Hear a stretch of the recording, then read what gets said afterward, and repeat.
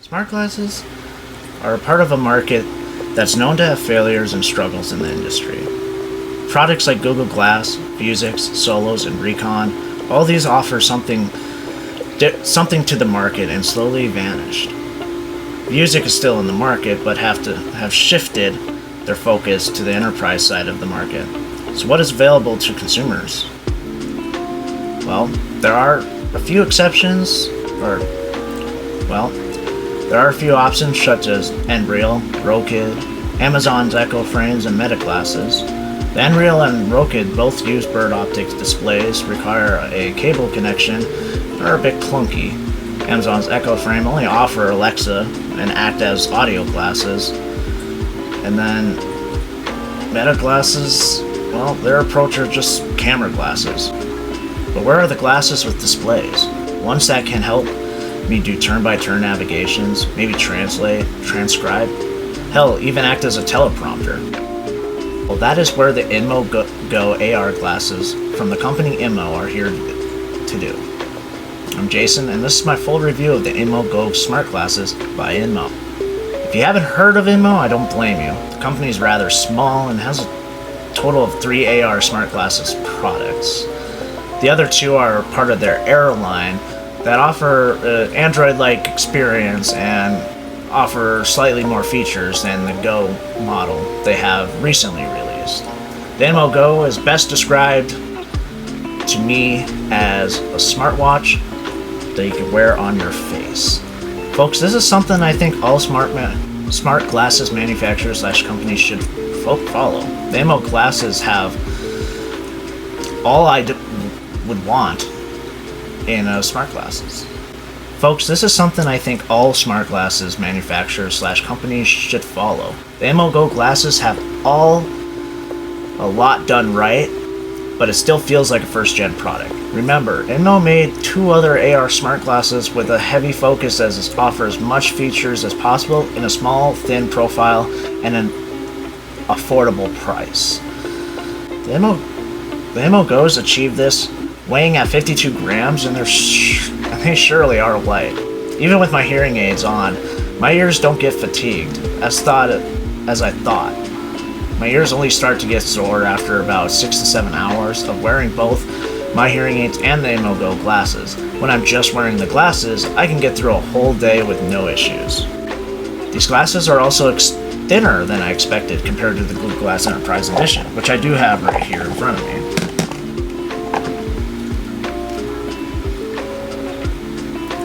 So in terms of form factor, they nailed it.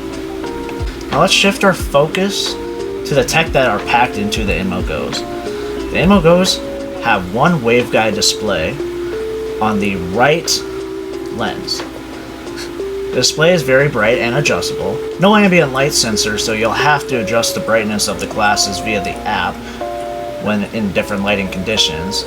There's no way to change the brightness or the volume on these glasses. All must be done through the app, which is a theme you'll see throughout this review. The interface is quite simple.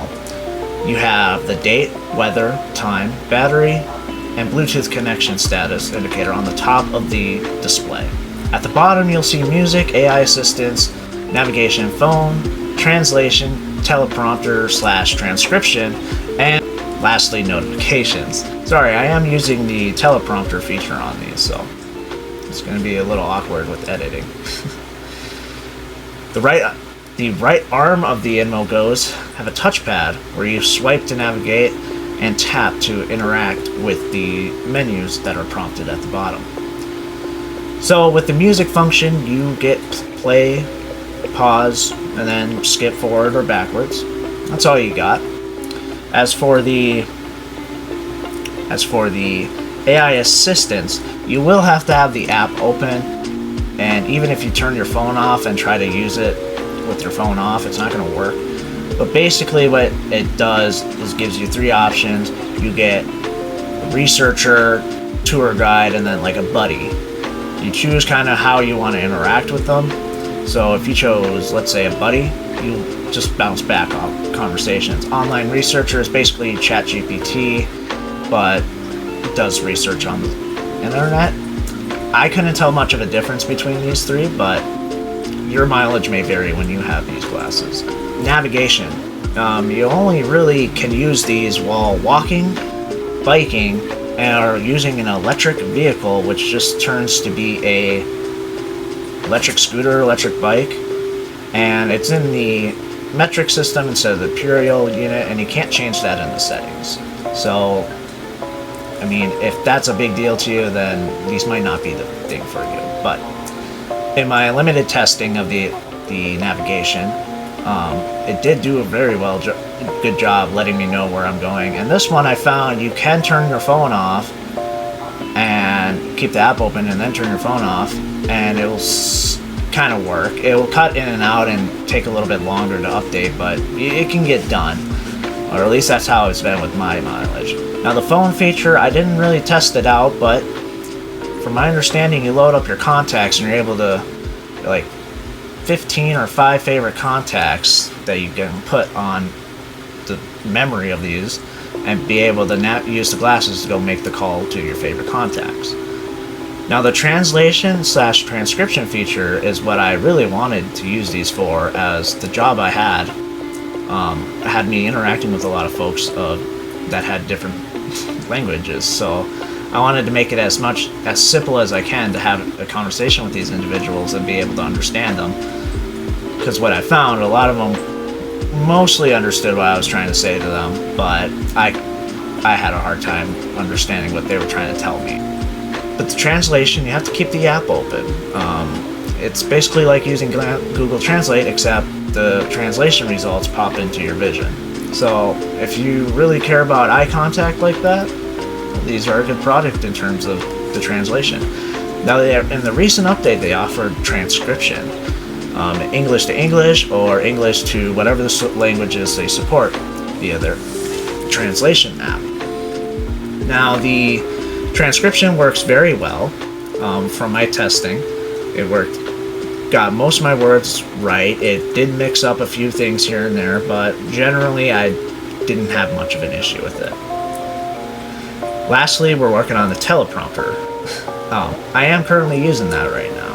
I see the script that I wrote to kind of loosely follow, and I can see all the text right in front of me. So if it looks like I'm just staring off to nothingness, I'm reading the script as I'm going.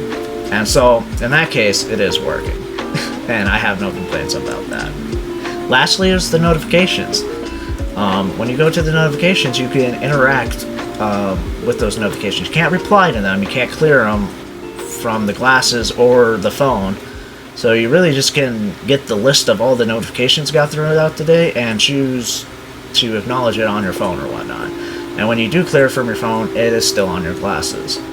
If you got a longer notification or a longer email, you can tap on that notification and read a good chunk of it.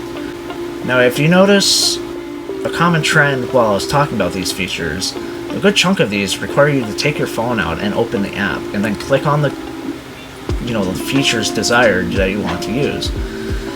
When you look at Inmo's promotional photos/videos, you see that the folks are not holding their phones to use these features. Now, understand these glasses cannot do all the heavy lifting, but I figured with the Bluetooth connection and permission that the app asks for, I figured the communication from the phone and the glasses would be a bit better.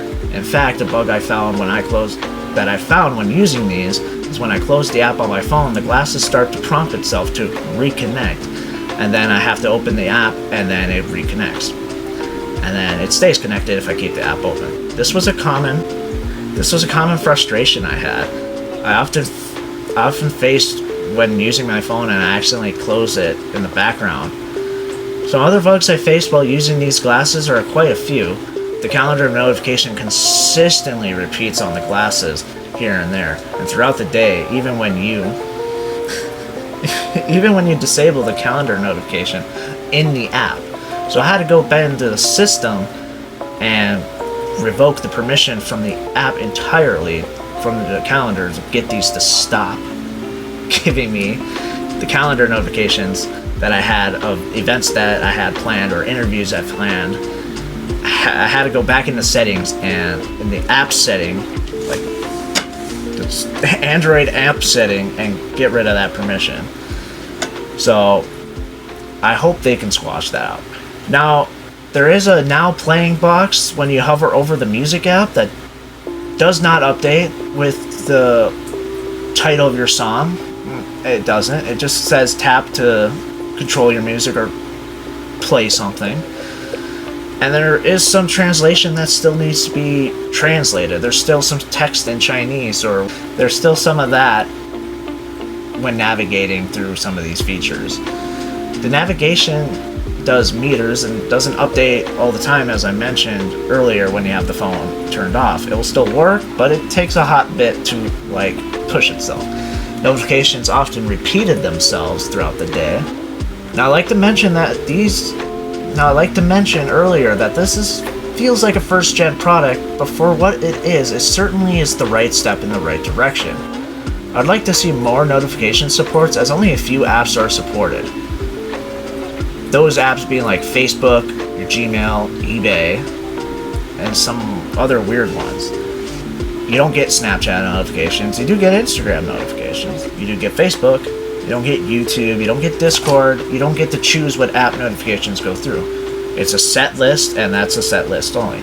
The only way I found around that is creating a macro where if I get a Snapchat notification, my phone will text itself saying, hey, you got a Snapchat, and then it'll pop up on my glasses via text message notification. That's the only way I found around this issue, but I would like to see Inmo offer more support in terms of this. Other than fixing the bugs and expanding the notification side of things, I think these are in the right direction.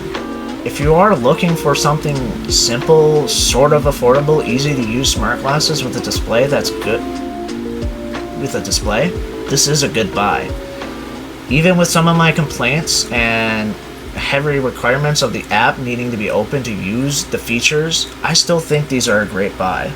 Now you can find these on their official website for about $400, or you can find them on eBay for about $380. When you buy them on the official website, they are going to come with the prescription inserts and the sunglass attachment, as where I bought these off eBay, so I did not get those, so I had to buy a third-party sunglasses attachment and prescription inserts. So I can't officially give my opinion on those, but I will say it is certainly something to mention. Again, if you look currently on the market with smart glasses that do have waveguide type displays, $380 to $400 is not a heavy ask. Look at something like Vuzix, who's charging like $1,000 to $2,000 for some of their glasses. Look at Google Glass. You get a prism type display, but are no longer supported and have an old version of Android. And if you take considerations of Rokid and Real, those are using birdbath optics, so they're quite thick and clunky, and require it to be connected to your phone, which simply just mirrors what your phone sees, so what's the point?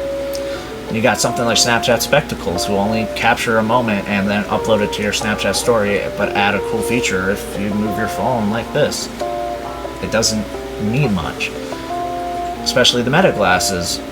That's a big hype right now, but if you look at what they offer, it is simply just a camera on your glasses that take pictures and have a notification ring to let people know you're taking a picture, and then it saves on there, and then you have to use the app, extract it, and then upload it to Facebook, basically. To me, those aren't smart glasses.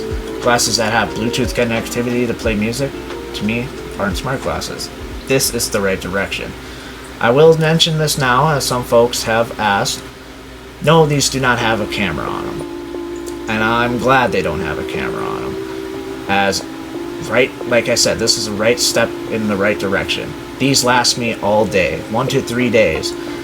And if I had a camera on these, that would go down dramatically. So, and honestly, why do I need a camera up here when I have a camera right here? So, in terms of other things with these glasses, I've been dailing these for about 2 to 3 weeks now, and I've had no issues besides, as I mentioned earlier. These are a great buy, and I think these are a strong recommendation, from me at least, coming from these bad boys. Clunky, frames are very limited, and yeah. So, if you guys enjoyed this review, please let me know in the comments, and if you got any questions, feel free to comment them down below. I'm free to answer. Of course, you know, Inmo did not send me these products or endorse this review or even know that I'm making this review or have a pair of these. So if that's your concern, as a lot of other Inmo reviews online of their products seem to be like a sponsored review, this is definitely not it, as I'm filming this in my closet. So if you guys like the review, feel free to leave a thumbs up. If you got any questions about these glasses, shoot them down in the comments. I'll try to respond to them as fast as I can. And thank you guys for watching the review.